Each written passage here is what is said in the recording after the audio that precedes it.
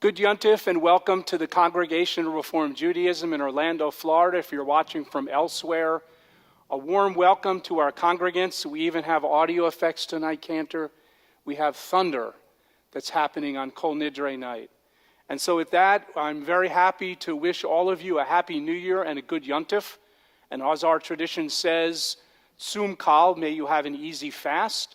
And also Gamar Chatima Tova, may you be sealed, each and every one of you, with goodness and blessing, love and compassion, and may you be sealed for a year of life, and most importantly at this time, also for a year of health. We will make our way through the service tonight. We will have our Kol Nidre, the traditional Kol Nidre chanting and the beautiful music that we are all accustomed to in a moment. But tonight's service, we talk and weave throughout the service the idea of legacy. And so I begin with these words. There is a connection in Jewish tradition between light and legacy.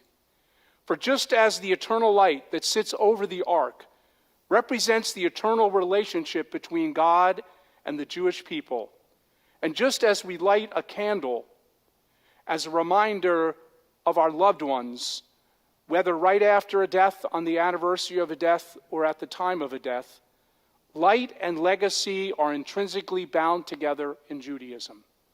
As we light these candles tonight, may we reckon back to all the Jews who came before us and who stood as we will stand on this night of Kol Nidre, lighting the candles and connecting themselves to all the generations who came before them.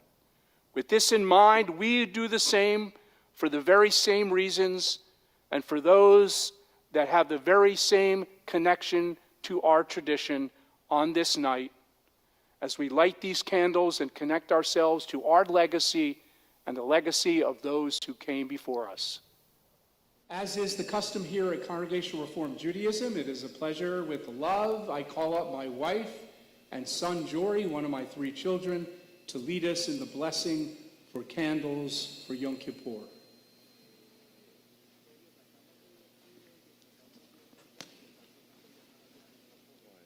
The human spirit is the lamp of God, searching out what lies within us, guided by the flame of conscience.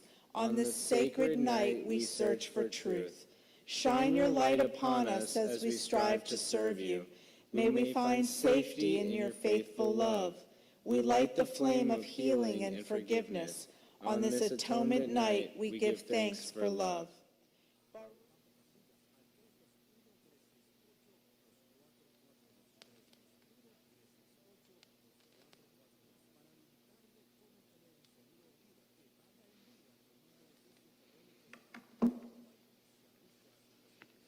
Baruch atah Adonai, Eloheinu melech haolam, asher kiddushanu b'mitzvotav, v'tzivanu lahadlik ner shel Yom HaKippurim. Source of blessing, eternal our God, you fill the universe with majestic might. Teach us holiness through sacred obligations, giving us the mitzvah of bringing light on Yom Kippur. Baruch atah Adonai, Eloheinu melech haolam, shehekianu v'kiyamanu v'higianu lazman hazeh. Source of blessing, eternal our God, you fill the universe with majestic might, giving us life, upholding the life within us, and bringing us to this time. Good Yontif.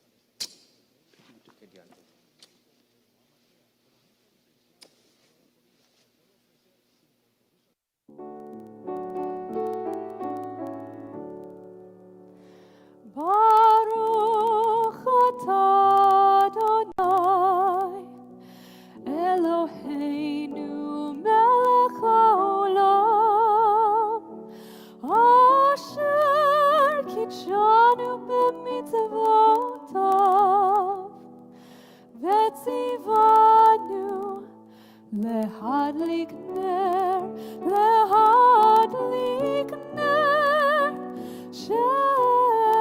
Yom HaKippurim. Amen.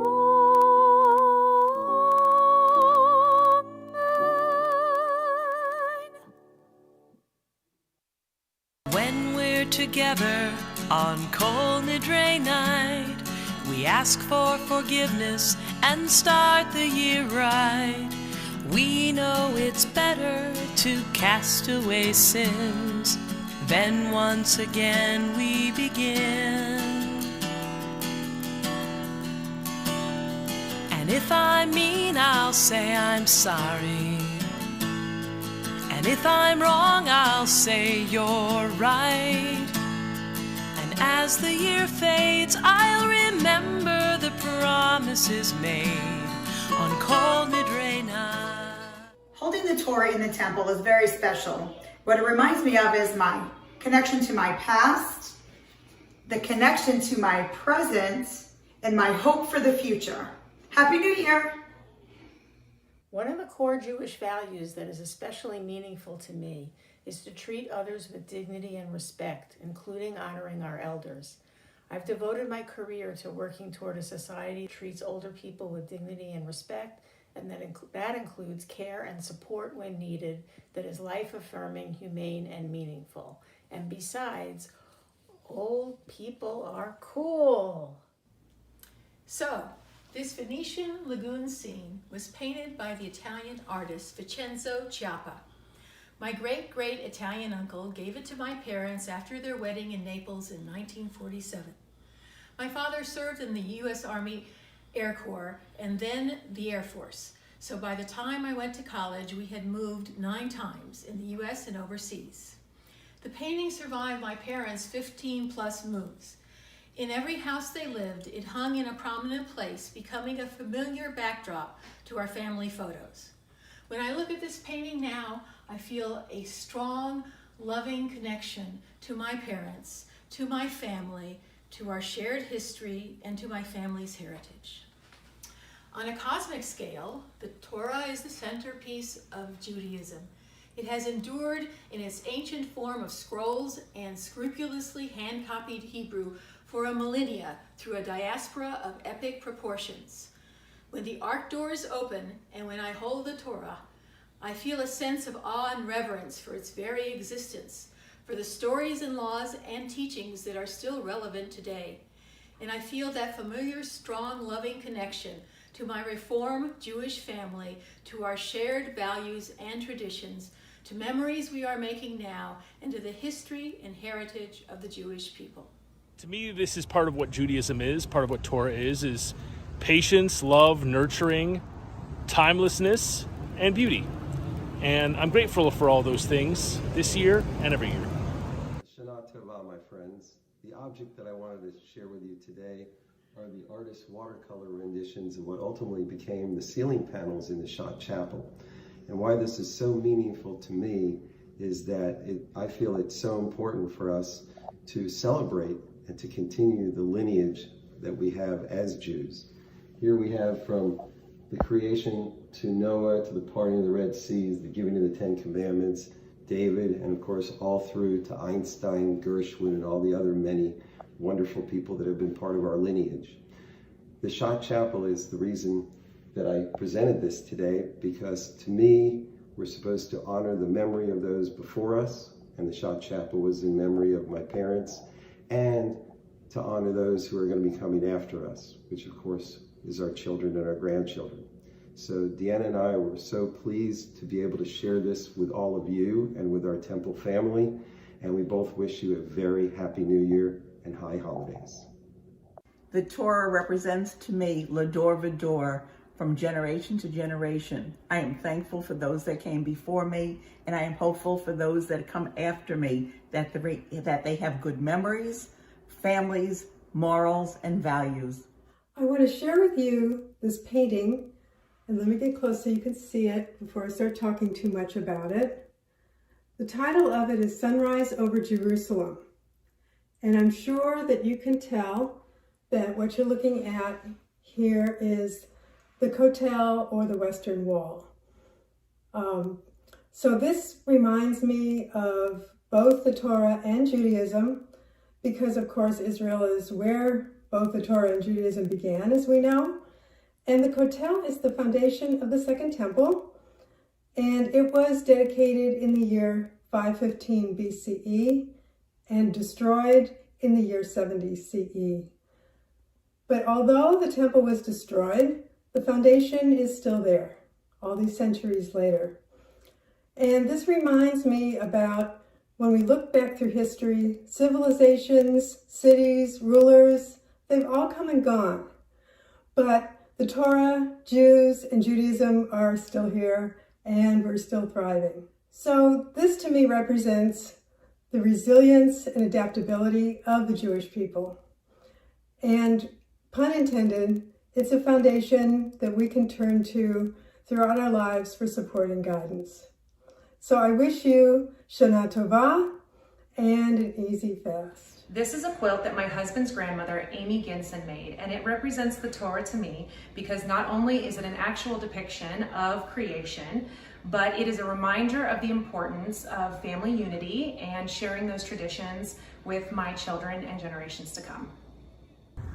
This water is representative for me for the Torah because always when I look out at this water, there are different changes. Sometimes it's high, sometimes it's low, sometimes it's rough, sometimes it's smooth. It always tells a story just like the Torah does. For me, the Torah has always been a guide and a moral compass for Judaism and for my life. That's what my dad was for me. And this year, I'm unable to hold the Torah for the High Holy Days, but I'm going to carry his handkerchief with me so that I am remembered of the strength that he gave me, the support that he gave me, and the unconditional love. What does the Torah mean to me? It means connecting with my ancestors, those I don't know as well as those I do know. I kind of came to a conclusion because every time I browsed through it, I always ended up someplace that God was there. So my thought is that the Torah is not necessarily a story of the Jewish people, but it's a story of God. So I hope that and God, who has given us life, and as it says, who sustains us and who gives us peace, I hope the new year gives everyone those kinds of blessings. Shana Tova.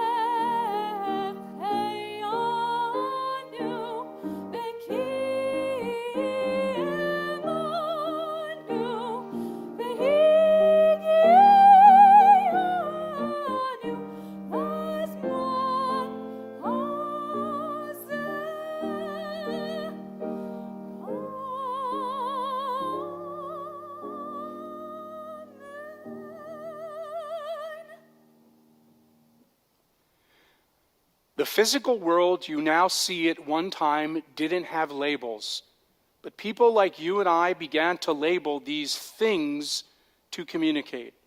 Somebody had ideas and thoughts about the things and called them by sounds to begin simple language, to share, to communicate. Someone thought about a thing, words.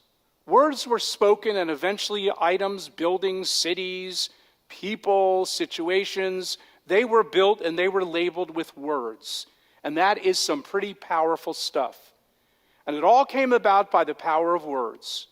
But not only are words powerful, but they are also important. You see, what we say is part of the legacy that we create for ourselves. The way we speak to others, the way we talk to the world, the way we use words is part of the legacy that we create for ourselves. The words we say and the ways we speak will be remembered long after our physical existence here on earth. And tonight, we are reminded that Kol Nidre is all about the words we spoke and the promises we are unable or able to keep. We connect this Kol Nidre not only with the legacy of our ancestors who, somewhere in the past, perhaps secretly, recited these words of Kol Nidre to annul the vows of the last year, but we also recite Kol Nidre to remind ourselves of the words that we spoke, but we were unable to keep over the past year.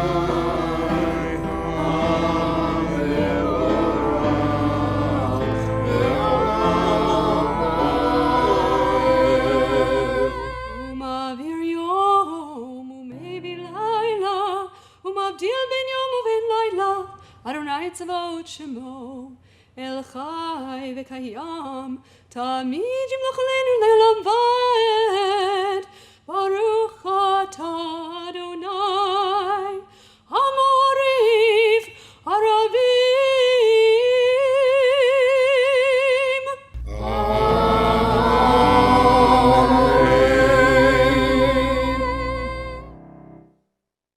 We pause in reverence before the gift of self. The vessel shatters, the divine spark shines through, and our solitary self becomes a link in Israel's golden chain. For what we are by sharing, and as we share, we move toward the light. We pause in reverence before the mystery of the presence, the near and far reality of God, and that union with communion is our aim, and we approach the mystery with deeds. Words lead us to the edge of action, but it is deeds that bring us closer to the God of light. We pause in terror before the human deed, the cloud of annihilation, the concentrations for death, the cruelly casual way of each to each. But in the stillness of this hour, we find our way from darkness into light. May we find our life so precious that we cannot but share it with the other, that light may shine brighter than 1,000 suns with the presence among us of the God of light.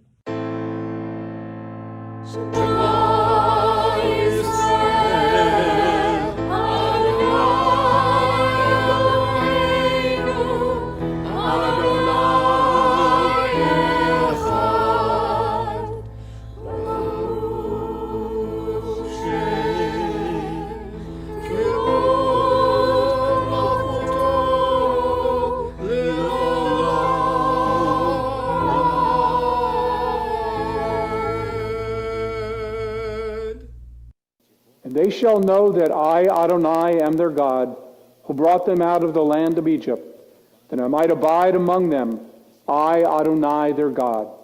You took us out of the darkness, so that your light might dwell among us. You showed us your power to bring down the powerful, uplift the enslaved, transform the social order. You showed us your strength, so that we might remember our own. We carry the Exodus vision wherever we go, lest we forget our sense of liberation, lest we lose the joy of breathing free, lest we grow indifferent and blind to others' pain. So long as we work to make you present, we walk the path of freedom.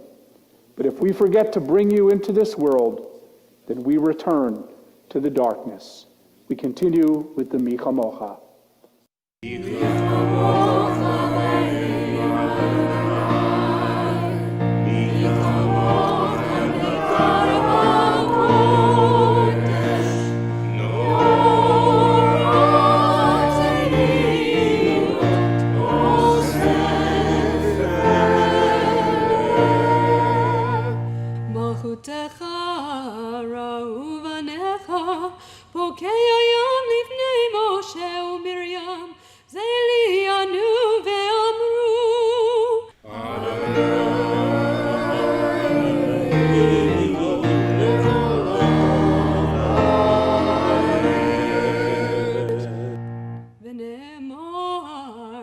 Adonai Jacob, U'Yalom Yadcha Chazak Mimenu, Baruch Atah Adonai, Kol Yisrael.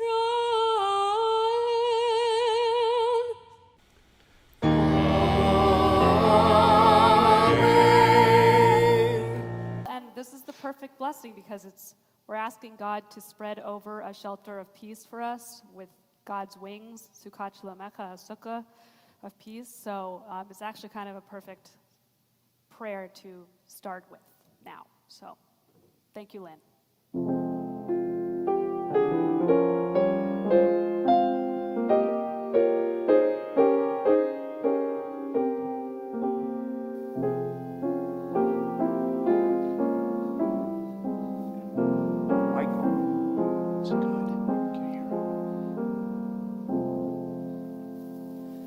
Hashkiveinu Adonai Eloheinu l'shalom V'hamidenu malkeinu l'chaim U'feros aleinu sukkot shalomecha V'taknenu beitzah tova milfanecha V'hoshienu l'man shemecha.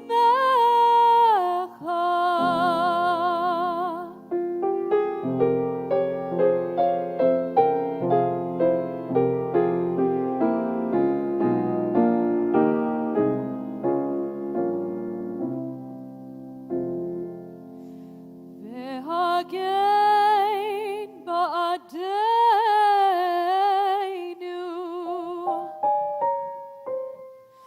v'haser me'aleinu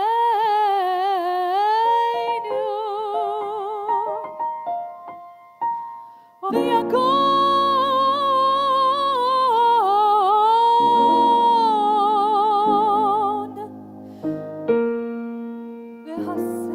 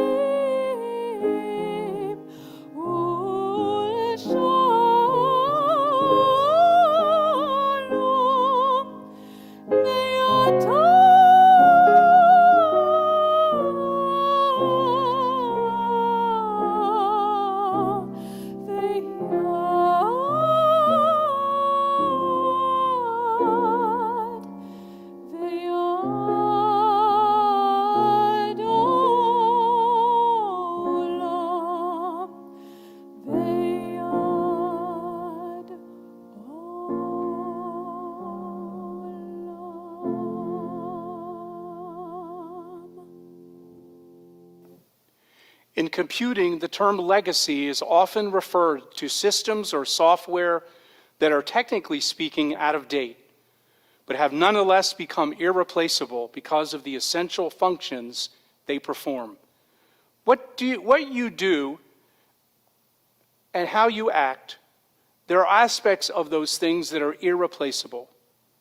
What do you do that is irreplaceable? The truth is, of most of what we pursue is entirely replaceable. Work, money, possessions, achievements.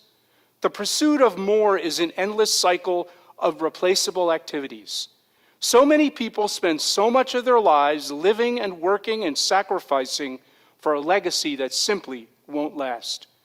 At the same time, though, the aspects of who you are and what you do are truly irreplaceable and stood before the whole time, just wanting to be grasped. We end up working so hard and sacrificing so much for the temporal when the eternal is standing right in front of us in the simplest of moments, the most common of opportunities. This our ancestors understood so well, and so we allow them now, through the chanting of the Avot V'Imahot, to remind us of those things that are not temporal, but those things that are eternal.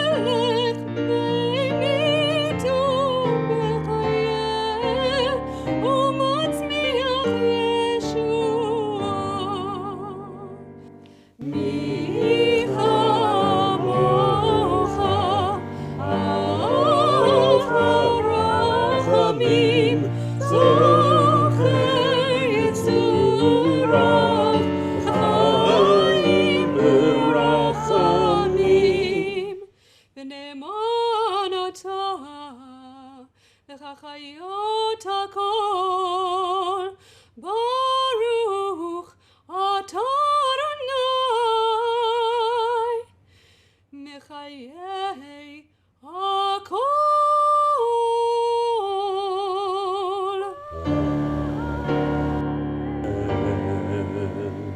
What is the purpose of our prayers?